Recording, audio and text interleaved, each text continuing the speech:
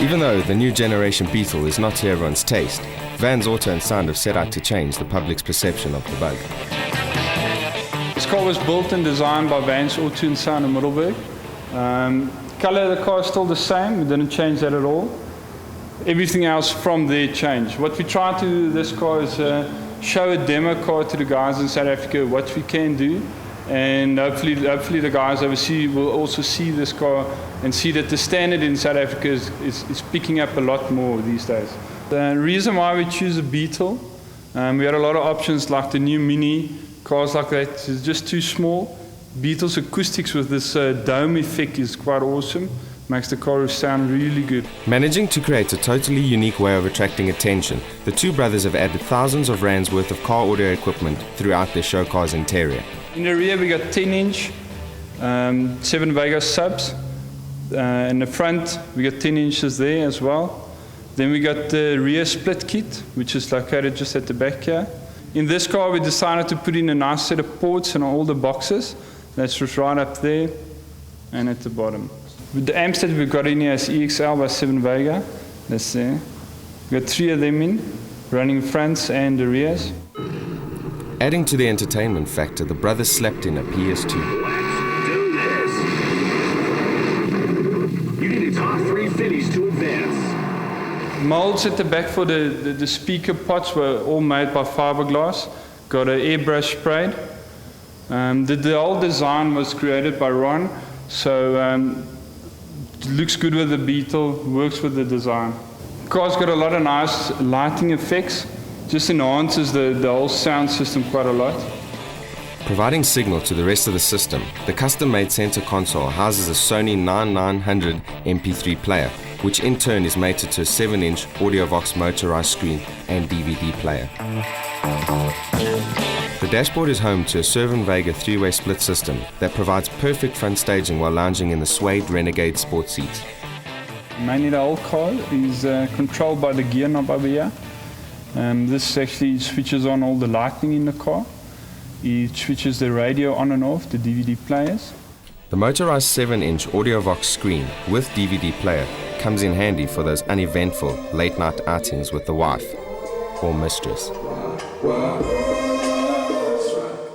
It engages the nitros right on top here, and then also gives the perk at the background. The nitro system is engaged on the gear lever. As soon as you engage it, the light comes on the rear beam, just to show you that if you put your foot down now, it's going to run away. This is a 2-liter VW. What we've done to the motor is just add the nitros. It's got a 50 horsepower kit in, so it takes up the kilowatts to about 177 on the front wheels. Newton-meter torque, you're looking at about 394, which is quite a lot for this car.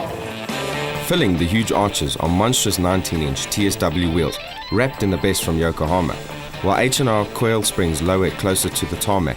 What more would you expect from a perfect show car? Hi, I'm Leon from Vans Auto and Sound, and you're watching Speed and Sound Showtime.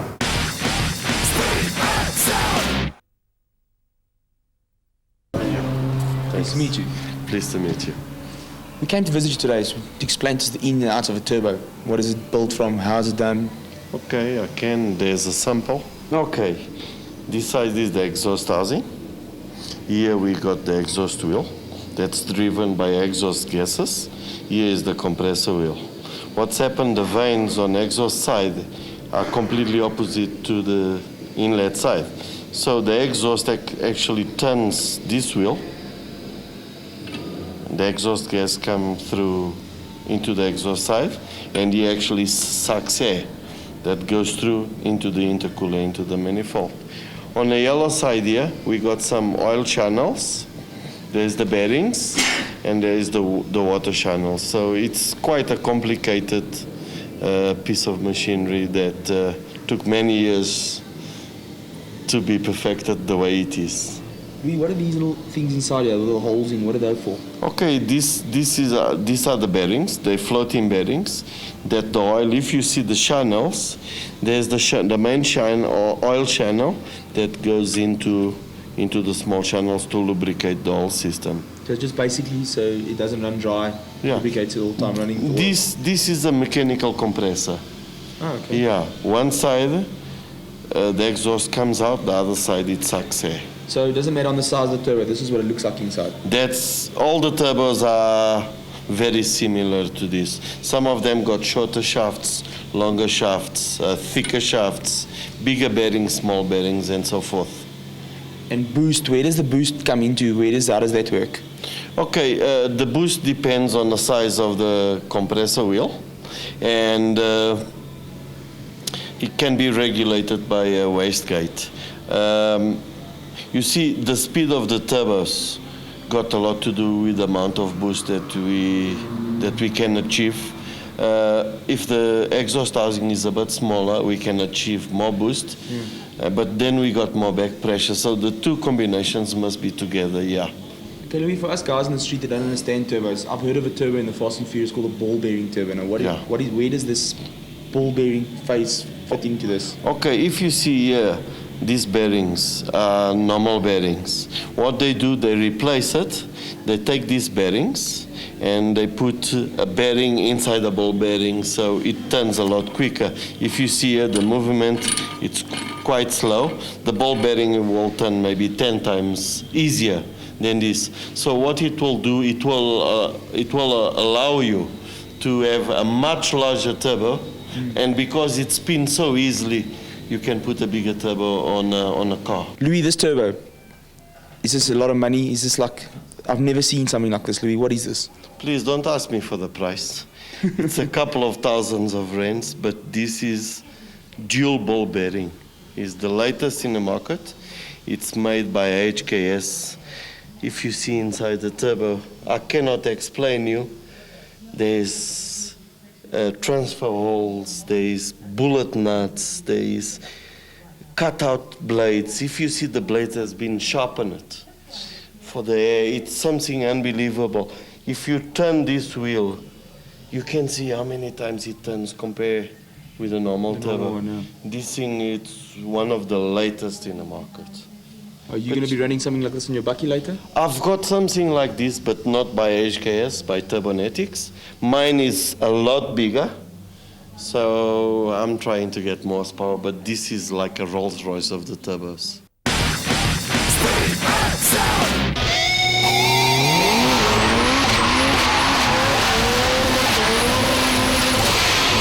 On the East Rand, there's a legend in drag racing circles.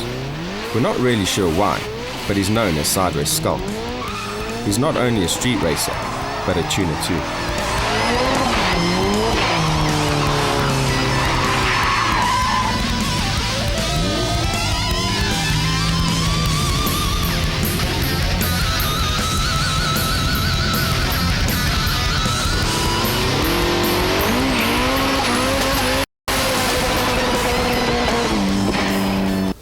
I've put a 2-litre Mazda motor in with a turbo.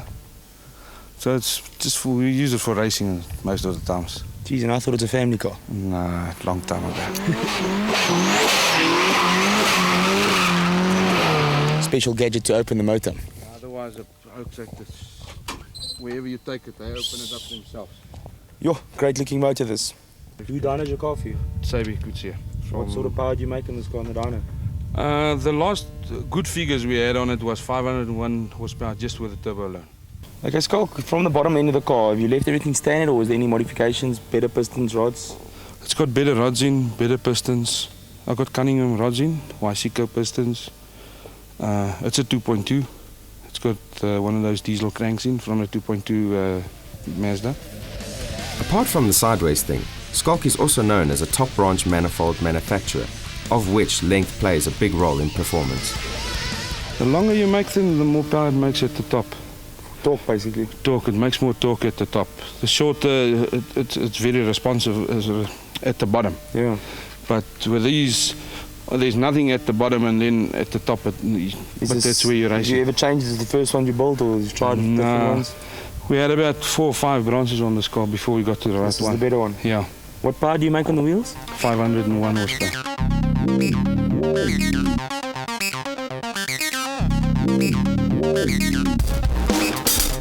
What have you done for traction on this car? We made everything solid at the back. Put new bushes in the arms. Put 2 shocks on each side. Sure. So the traction's not much of a problem in this car. Do you still wheel spin a lot? No, it spins a lot. About this car? Yeah, man. The wife is faster with this car. She drives faster than you. Faster than Why what is she not here today? she's working for a boss, eh? So they can't walk around. The unique split rims are always being fitted with new tyres to try keep traction during high-speed runs and launches, like on the way to the shoot. The cops didn't find it funny. Skulk, however, did.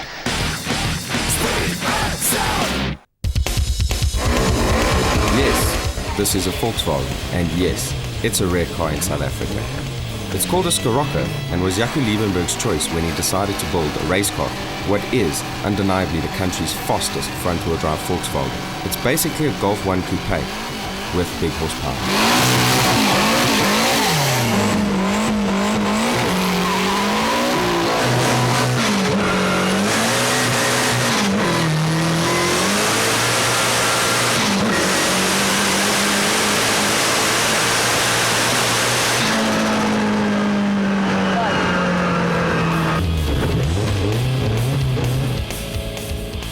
I'm here with Jaco Grootgas Liebenberg. We're going to ask him questions about his lovely Scoro.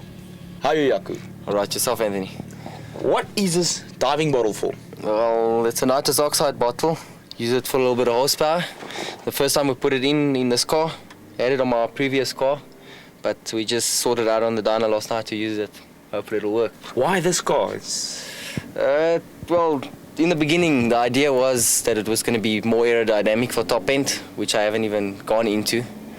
I've only taken the car on the 1K once, and it wasn't a good success, so the Scary. car over the road. Yeah. What have you done in the quarter mile with this car? At Talton, the first time we had it out at Talton, it did a 11.1, 203 k's an hour. We still had a bit of work with the gear ratios. The gear ratios weren't sorted out properly. I think it's sorted out now. We were just playing around with it. Hopefully it'll get better. The car wasn't making a lot of power then, so. Tell me this car, I hear this is the fastest front-wheel drive VW in the country. At the moment, I think so. What is the fastest Golf in the country? I think Ferroli's car. Ferroli? I don't know. Ferroli from Cape Town. It's got 2 engines, 2 turbos. So it's double. Both 16 valve, both nitrous, 4-wheel drive. It's an awesome car. Does I it think scare it does run 10.8. Doesn't scare me. We can have a race. It's not a problem. Okay, we'll organize it. Up for a match. The highly modified engine also uses an MSD ignition. Let's talk about the bottom end to the top. What have you done? What is there done to this motor? Well, the bottom end's basically stock standard 2-litre 8-valve Golf 3. The thick conrods with ARP conrod bolts and stock piston, stock rods, stock crank. It's got a modified sump for the oil, because I had a problem with the car running bearings because of the G-force pulling the oil to the back of the motor. It got oil surge. So modified the sump. The head stock, got stronger valve springs, fancy lifters so you can rev it. Other than that, nothing fancy. Although Jaco's car is street legal, the interior theme is that of a complete race car, sporting everything from aftermarket gauges monitoring all aspects of the engine, racing seats, harnesses, and a complete roll cage for safety. And what turbo you got in this car? It's a T3 T4 combination with the 6.3 T3 exhaust housing and an AR60 T4 intake housing. And boost? What boost you run this car? Well, last night on the dyno we got it up to 2.3 bar with the nitrous on. The car made 380 odd kilowatt. But I know you as Grootgas, not Groot Boost. Well, we try. You can see Jaco had the right idea by using the Scirocco's body for perfect aerodynamics over the other Volkswagen shapes. And with an 11-second quarter mile, who are we to disagree? This yellow car here, Louis, whose is this? That's mine. Actually, I want to sell it. This one makes 600 horsepower, and it's beautiful. I can show you in the back of the car. I got 2 stages nitrous, and it's really a proper machine. What sort of times is this car? This one, the best that we've done, it was about 10.9. So it's quite a quick car, this, eh? It is a quick car. Take a look at this bucky over here. What is this, Louis? This bucky is the new methanol bucky that we're building. got a 4-link system with a V8 diff. As you can see, it's progressing quite well. So this is your new project. This is a new project for my manager, which is Cobus. I've got something else on the cards, but it will be maybe in a month's time. Oh, okay. And over here we have the famous Blue Little Bucky, the record holder of South Africa. I had a small problem last weekend. The water pump broke, so I had to take the motor to repair. Maybe I'm going to put an electric water pump so it doesn't happen again. And that's why you can see it without the front. Louis, how long have you been working on this Bucky? I mean, this Bucky is famous. Everybody knows about this car. Yeah, I mean, this car started from 11 seconds to a 10.4 to a 9.5 to a 9.2 to a 9.0 to a 8.7 and then 8.6 seconds. Louis, It's a couple of... I've seen this Bucky wheelies. Yeah, man. It's a problem when I wheelie because I break the front suspension, so I cannot do it for so long. If you see, I had to weld and reinforce a little bit with the wheelies and all that. That's why the public loves the wheeling. But hey, man, I haven't got a sponsor. If I get a sponsor, I can wheelie every day. Why Mazda motors? They're strong and they're cheap as a standard form. And if you haven't got sponsors, you have to look at costs every day because it costs a lot of money, even so. Louis, are these Mazda motors very available? Can you find them everywhere? Plenty. There's importers. They bring them together with other motors and we get them at a very, very good price. Louis, this is the motor that's going into your blue Bucky. That's right. Explain to us, what are you busy doing here? This copper thing, what is all this about? This is a copper gasket. It's laser cut, water laser cut so it doesn't distort. We put a couple of small O-rings here so that bites into the gasket. These are Wyseco pistons. Okay, the con rods are inside. I use Eagle con rods, special crank, and that's where it all starts. Louis, I noticed you tie the oil filter with a bracket. Was there a reason for this? It's for safety reasons. MSA, all the Group N cars and all that, you have to have this tight. Because if somebody forgets to tie the filter properly and this filter comes loose, all the oil comes down and you can have a major accident. Louis, what else have you done to this motor? The pulleys, are they standard, block standard? I try to get as much standard as possible so when something breaks it's easy to replace and you're not depending on America to bring everything. So certain parts I have to use from overseas, but I'm trying to use as many as possible standard parts, yeah. Louis, this is the motor that's going back into your blue Bucky. What sort of boost, what capability, what power can it handle, the nitrous, power? You see, the bottom end must be as strong as possible. At the moment, the maximum that we boost, it's about 2.8 bar boost. Then there's the nitrous on top. My best reading on inertia on my dyno, it was 856 kilowatts on the wheels. Louis, I've heard people saying that power comes from the head. Is this true? It is true. You see, I use very big cams, so I'm trying to use standard valves because sometimes I over-rev the car and I bend valves. Then I have to wait from the States. So I modify a little bit the valves, especially on the inlet side. I swirl them and all that, and I improve the ports. We gas flow the air, but as I told you, I use solid lifters and very big cams, so I don't need very big valves because the cams do the same work. Okay. Louis, do you do the flowing in-house or the valves, all the everything inside there? Yeah, I've got somebody that works with us that do the gas flowing and all that because it becomes too expensive if I send it out. So you basically try to do everything yourself? 99% of everything is done in-house. The only thing we send it out if we have to rebore a block or put a sleeve or to balance a crank or something. Otherwise, everything is done here. So basically everything here is top secret? There's not much secret. The secret probably is on the turbo and the boost and the timing on the car. Yeah. But it's quite straightforward. Yeah. Louis, I noticed you got a gold engine over there. Is there any purpose for a gold engine? That's a broken engine that we use it as a demo. If we want to make engine mountains and all that on a 1400, then we use that. There is nothing inside, it's just the outside, just to make it lighter and it's easier to handle. I see it's gold. Must be expensive. No, man, it's just a color, man. Thanks a lot, Louis. I hope to see you at the track so you can take us for a spin in that awesome car of yours. Bring the cameras, come. Thank you, Louis. I'll show you something.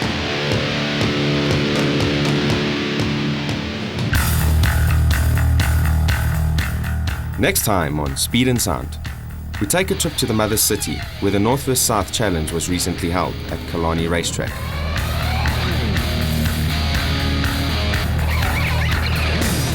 Fast cars, big sound, and lots of burnt rubber.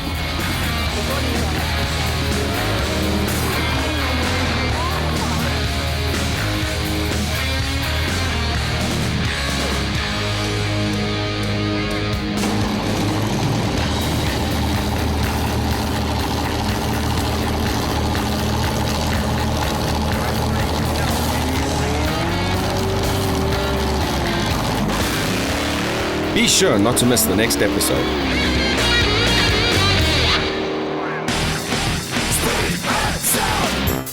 I want to get yourself a copy of the new Speed and Sound magazine, where on the cover you'll find this bug packed with enough there. What? And I don't know what else to say. Which means two things. A, he has big balls, and C, should we be? Sorry, okay, again.